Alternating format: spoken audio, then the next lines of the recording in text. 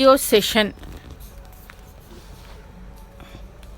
by M. Shantaveni.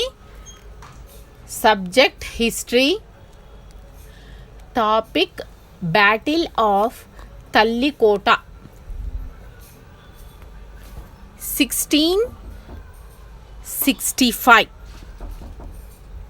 This is a topic for BA final year students, paper 4 Telangana history for semester 6th. This is a very important topic for examination point of view. Explain in brief the causes, results that led to the Battle of Tallikota. Now we will come to know about the kingdom of Vijayanagara. The kingdom of Vijayanagara was one of the most important kingdom in South Indian history. It was well organized, the largest kingdom of South India. The army was well equipped. It ruled South India for nearly 3.5 centuries. From 1336 to 1665 AD. There were prominent rulers who ruled this kingdom. The kingdom of Vijayanagara had 4 dynasties. Sangama dynasty Sangama dynasty 1336 to 1485. Harihara Rayulu, Bukkarayulu and Devaraya I are the prominent members of Sangama dynasty. Salva dynasty from 1485 to 1505. Salva Narsimha Rayulu and Devaraya II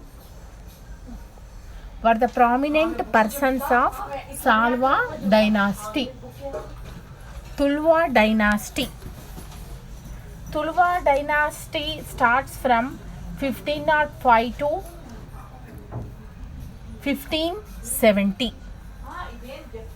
Sri Krishna Devaraya was the most important person of Tulva dynasty. So this kingdom of Vijayanagara was started by Harihara Rayulu and Bukkarayulu. So after Tulva dynasty we have Aravidu dynasty. It is from 1570 to 1665. So during this period only the kingdom of Vijayanagara came to an end. So how it came to an end? What are the causes that led to the downfall of Vijayanagara kingdom? All those things we are going to study in this particular topic. So that is only called as decline of Vijayanagara kingdom is nothing but Battle of Tallikota or Rakshasa Tangadi. Decline of Vijayanagara kingdom, downfall of Vijayanagara kingdom is nothing but Battle of Tallikota or Rakshasa Tangadi. So Vijayanagara kingdom was founded by Harihara Rayulu, Bukkarayulu in 1336 AD. These Harihara Rayulu and Bukka Rayulu were brothers. They were ruling the kingdom of Vijayanagara. For some time, they were under the control of Muhammad bin Tughlaq. But and they got transformed into Islamic religion. These Harihara Rayulu and Bukka Rayulu forcibly were converted into Islamic religion by Muhammad bin Tughlaq, but under the guidance of Vidyaranya Swami. They were again converted into Hindu religion. So this particular kingdom, the Vijayanagara kingdom, was founded by Harihara Rayulu, Bukka Rayulu on the banks of river Tungabhadra in 1336 under the guidance of Vidyaranya Swami. So in this particular kingdom, already we have discussed about Sangama dynasty, Salva dynasty, Tulva dynasty and Aravidu dynasty. We have discussed its period, from which period to which period the particular dynasties have existed in the country, we have discussed. So this Vijayanagara kingdom was most prominent kingdom of South India. It was a larger kingdom and well organized dynasty. It is on southern side of India, and there was one more kingdom on northern side of India, that is Bahmani kingdom. So this ultimately, if there are two kingdoms, means there will be a rebellion. So there was this Vijayanagara kingdom and Bahmani kingdom wanted to rebel each other, because these two kingdoms wanted to conquer whole of India. So both the kingdoms were trying their level best to conquer whole of India. So from Vijayanagara side also there were the prominent kings like Krishna Devaraya, Devaraya II, Devaraya I, Salva Narasimha Rayulu, Sadashiva Rayulu, Rama Rayulu, like that many prominent kings are there. So under Bahmani Sultanate kingdom also the kings were prominent, but there was no unity among those kings. Always they used to fight among themselves. Even though they wanted to conquer whole of India, they were always fighting each other, and there was no political unity and administrative uniformity among those kings. So there was no mutual understanding among those kingdoms. Which kingdoms? Bahmani kingdoms. So taking advantage of that disunity between the Bahmani kingdoms, Vijayanagara kingdoms started acquiring whole of India. If there is no unity, means what will happen? The others will take advantage of that, and they started to conquer whole of India. In this way, here it happened like that only. So as there was no unity between the rulers of Bahmani kingdom, Vijayanagara rulers took advantage of that, and they started conquering the kingdoms of Bahmani Sultanate. So in 1518, as there was no unity among Bahmani kingdoms, the Bahmani kingdom was split up into 5 different groups. So as there was no unity among Bahmani kingdoms, the Bahmani kingdom was split up into 5 different groups. So until Krishnadevaraya's rule was going on, until he defeated Adil Shah of Bijapur, both these organizations, both these kingdoms maintained friendly relationships. So it was with the defeat of Krishnadevaraya in 1518, the Bahmani kingdom collapsed and split into 5 different states. What happened? Is split into 5 different states. Qutub Shahi of Golconda. So who was ruling the Golconda dynasty of Golconda? Qutub Shahi. So it's as there was no unity, it split up into 5 different states. Small kingdoms started ruling themselves. So Qutub Shahis of Golconda. Golconda was ruled by Qutub Shahis. And Birat Shahi of Bidar. Birat Shahi has ruled Bidar. Adil Shahi of Bijapur. So Bijapur was ruled by Adil Shahi. Himat Shahi of Birar.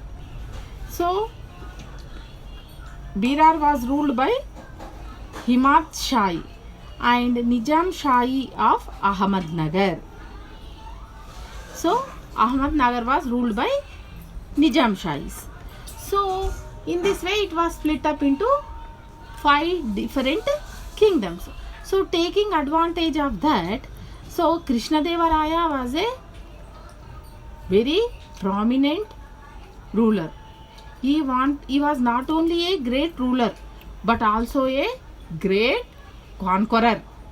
He wanted to conquer whole of India. So taking advantage of this unity among Bahmani kingdoms, he has occupied Raichur. So Krishnadevaraya has defeated Adil Shah in 1520 and has occupied Bijapur. Later on, he had also occupied several other kingdoms of Bahmani Sultanate period. So Vijayanagara rulers used to maintain friendly relationships with Bahmani kingdoms. Indirectly, they used to maintain friendly relationships between Bahmani sultanates, and indirectly they used to conquer their kingdoms. So like that the rule was going on. So there were many reasons for the fall of Vijayanagara kingdom. Okay. So the most important reason for the fall of Vijayanagara kingdom, for the occurrence of Battle of Tallikota, was defeat of Vijayanagara kings by Bahmani sultanates, by Deccan sultans. This is the defeat of Vijayanagara kings by Bahmani sultanates in 1665. This was the main important reason. So one more reason is that until Battle of Talikota took place,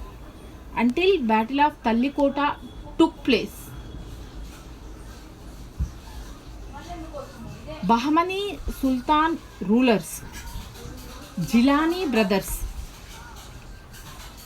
used to maintain friendly relationships with Vijayanagara kings. Vijayanagara kings used to get lot of support from Jilani brothers.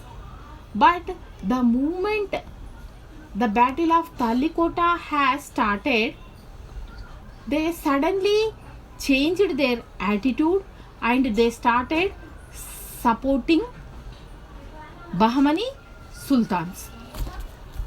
So this was also one of the most important reason for occurrence of Battle of Rakshasa Tangadi or Tallikota. So Battle of Tallikota or Rakshasa Tangadi was also known as, it can be called as either of the ways. It can be called in either of the ways. It may be called as Battle of Tallikota or Battle of Rakshasa Tangadi, but both are same. They have got different names. So two reasons now you came to know. What is the first reason for occurrence of Battle of Tallikota or Rakshasa Tangadi? First reason is defeat of Vijayanagara kings by Bahmani sultanates. Second reason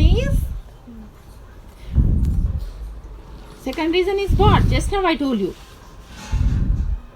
So Vijayanagara rulers lost the support of Jilani brothers. That is second reason. Okay. Third reason is both of them wanted to conquer whole of India. These Vijayanagara rulers also wanted to conquer whole of India. Bahmani sultans also wanted to conquer whole of India. Third reason. Fourth reason is there is no unity between Bahmani rulers. Alauddin Hasan Bahmad Shah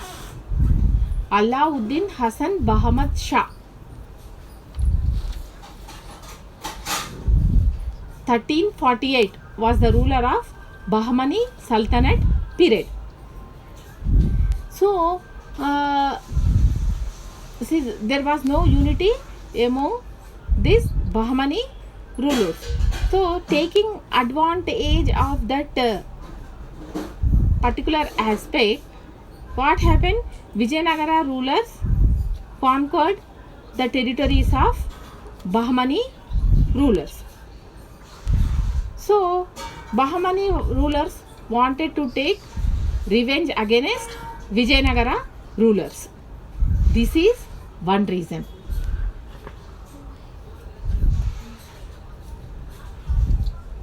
Okay.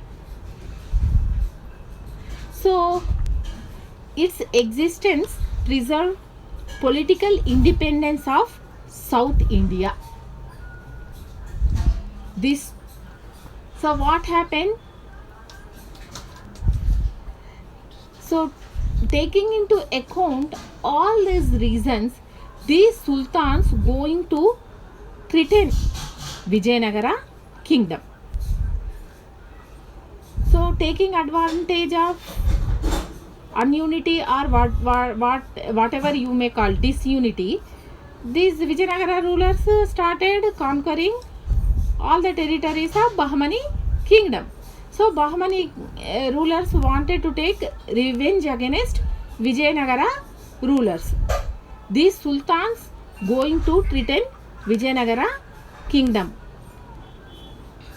After Krishnadevaraya's death, in 1529. Like Krishnadevaraya was there in the country for only 20 years. That is from 1509 to 1529. During his period, the empire was glorious. There was a all-round development in each and every aspect. So after Krishnadevaraya's death, his younger brother Achyutaraya came to the throne.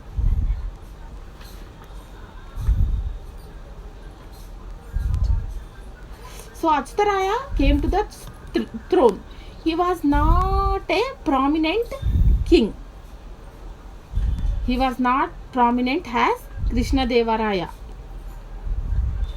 Okay. Then after that, what happened? Sadashivaraya. After Achyutaraya, Sadashivaraya came to the throne.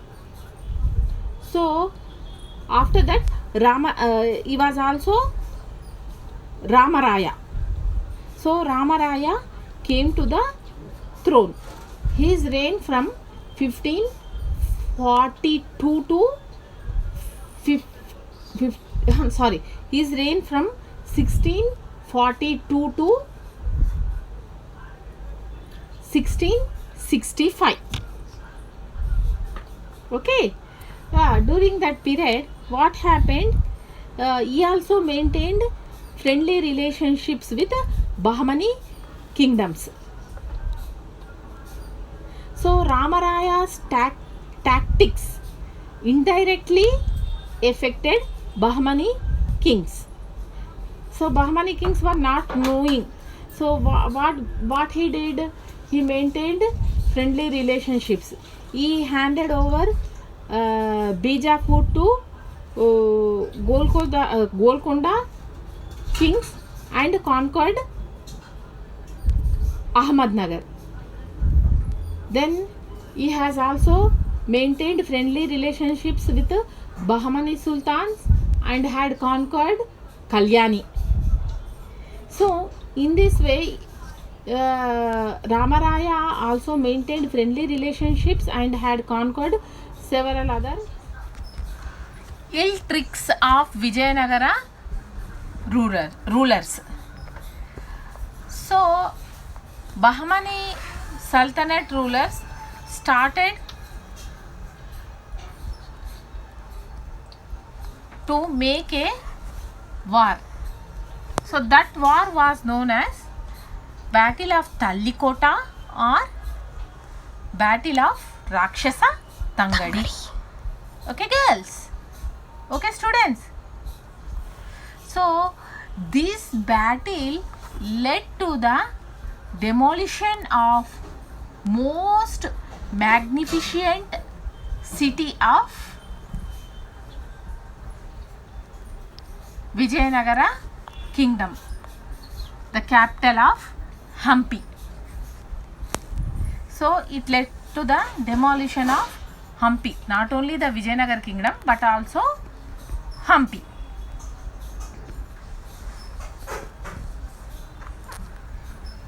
So it was a decisive battle fought with the confederacy of Islamic rulers. The Islam rulers were very confident that they are going to win the battle.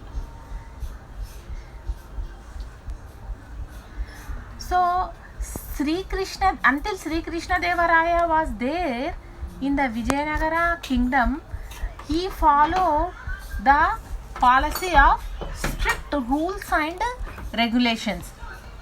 He followed aggressive, offensive policies. He never allowed foreign dominations into India. So Ramaraya, who was son-in-law of Sri Krishnadevaraya, was also a powerful ruler of Vijayanagara kingdom. He was a great general and a aggressive ruler towards foreign dominations. So Ramaraya was also very much aggressive towards foreign dominations, and he never wanted foreigners to enter into India. So Ramaraya, there was no unity going on between Islamic rulers, Bahmani Sultanate rulers. So taking advantage of that, Ali Adil Shah became adopted son of Ramaraya. Ramaraya adopted Ali Adil Shah to conquer the territories of Bahmani kingdom. So all these ill tricks were realized by Bahmani sultans. The sultans realized their foolish ideologies. So Adil Shah became powerful. So the battle of Talikota was started by rulers. So Bahmani sultans realized their foolishness and they started maintaining unity among themselves. So they wanted to take revenge against Vijayanagara rulers. So up to 1665, who were in support of Vijayanagara rulers, the Bahmani sultans, Gilani brothers, who were in support of Vijayanagara rulers, suddenly they changed their attitude and they started supporting Bahmani sultans. So that was a great loss for Vijayanagara rulers, because lot of support they used to get from Gilani brothers only. So when Gilani brothers changed their attitude and started supporting Bahmani sultans, the Vijayanagar, it was a great loss for Vijayanagara rulers. So war started at the place of Tungabhadra near Bannihatti. So Vijayanagara rulers also maintained huge number of soldiers. Their infantry, cavalry and war elephants were good, but in comparison with Bahmani sultans, so Bahmani sultans, when Vijayanagara rulers maintained an infantry of 1,40,000 soldiers, whereas Bahmani sultans maintained an infantry of 1,80,000 soldiers. Vijayanagara rulers maintained cavalry of 40,000. Bahmani sultans maintained cavalry of 80,000. So they Vijayanagara rulers war elephants are less in comparison with war elephants of Bahmani sultans. That means Bahmani sultans maintained huge war elephants, and the metals used by them are very precious and very attractive for war, and the soldiers who were there in Bahmani Sultanate kingdom were very efficient, strong, powerful and very responsible, and the weapons used by Vijayanagara rulers are weak. The soldiers are also very inefficient, irresponsible, and there was a unnecessary delay in soldiers of Vijayanagara kingdom. So all these conditions created for Vijayanagara rulers in a miserable situation. They were in a dilemma. The Vijayanagara rulers were in a dilemma. And meanwhile, what happened? Ramaraya, he has spread all the golden pieces in the air. So taking advantage of that, what happened? One war elephant, it ran away by scaring the situation. So by their taking advantage of ununity among Vijayanagara rulers at the end, Bahmani sultans won the battle. Tirumala Raya lost his eyesight. Venkataraya was died, and Ramaraya was killed by Hussein Shah in the battle, and there was no king to support the kingdom of Vijayanagara. In this way, the battle of Talikota was ended in the year 1665 AD. So with this, the kingdom of Vijayanagara came to an end. So now, to conclude, in other words, we can say that the battle of Talikota or Rakshasa Tangadi was a most decisive battle